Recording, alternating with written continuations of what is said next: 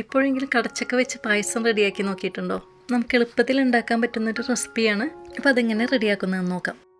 അതിനായിട്ട് ഞാനിവിടെ ഒരു കടച്ചക്ക എടുത്തിട്ടുണ്ട്. അല്പം മധുരമൊക്കെ ആയി തുടങ്ങിയ നല്ലൊരു കടച്ചക്കയാണ് നമുക്കിവിടെ കിട്ടിയിരിക്കുന്നത്. അതുകൂടാതെ കുറച്ച് ചെറിയ ചവ്വരി ഞാനിവിടെ എടുത്തിട്ടുണ്ട്. അത് നമുക്ക് ആവശ്യത്തിന് വെള്ളമൊഴിച്ച് അരമണിക്കൂർ ഒന്ന് സോക്ക് ചെയ്യാൻ വെക്കാം. പെട്ടെന്ന് വെന്ത് കിട്ടാൻ വേണ്ടിയാണ്.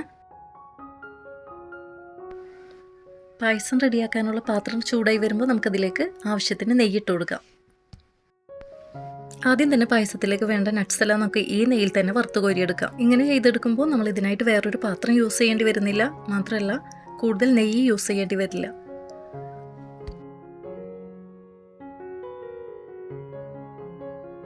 കുറച്ച് ഉണക്കമുന്തിരി കൂടി നമുക്കിതിൽ വറുത്ത് കോരിയെടുക്കാം.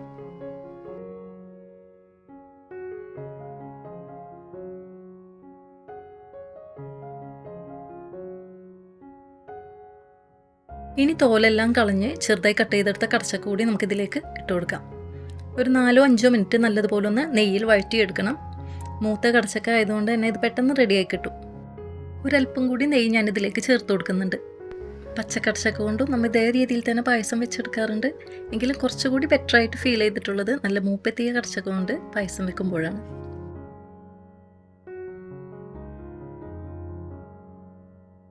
ഇനി പായസത്തിലേക്ക് ആവശ്യമായ ശർക്കര ഉരുക്കിയെടുക്കണം. അപ്പം ഞാനൊരു അടുപ്പിലേക്ക് കുറച്ച് ശർക്കര ഉരുക്കാൻ വെക്കുന്നുണ്ട്. 1 കിലോ ശർക്കരയാണ് ഞാനിവിടെ എടുത്തിരിക്കുന്നത്.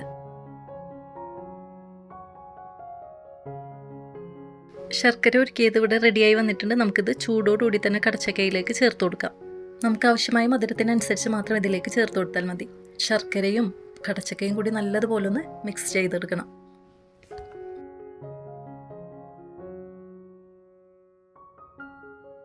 ഇനി നമുക്കിതിലേക്ക് ആവശ്യമായ പാല് ചേർത്ത് കൊടുക്കാം. ഞാനിവിടെ 1.5 ലിറ്റർ പാല് ചേർത്ത് കൊടുക്കുന്നുണ്ട്.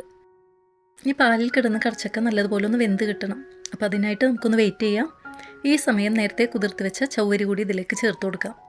നമ്മൾ ചേർത്ത് കൊടുക്കുന്നത് ചെറിയ ചവ്വരി ആയതുകൊണ്ട് ഇത് പെട്ടെന്ന് വെന്ത് കിട്ടും. കൈയെടുക്കാതെ കുറച്ച് നേരം ഇത് ഇളക്കിക്കൊണ്ടിരിക്കണം. 5 മിനിറ്റ് ഇത് നമുക്ക് ലോ ഫ്ലെയിമിൽ വേവിച്ചെടുക്കാം. ഇനി നമുക്കിതിലേക്ക് കുറച്ച് ഏലക്ക പൊടിച്ചത് കൂടി ചേർത്ത് കൊടുക്കാം. കടച്ചക്കയും ചവ്വരിയും കൂടി വെന്ത് വന്നപ്പോഴേ പായസം ഒരല്പം തിക്കായിട്ടുണ്ട്. അതുകൊണ്ട് 1 കപ്പ് ഫുൾ ക്രീം മിൽക്ക് കൂടി ഞാനിതിലേക്ക് ചേർത്ത് കൊടുക്കുന്നുണ്ട്. ഓപ്ഷണലാണ്.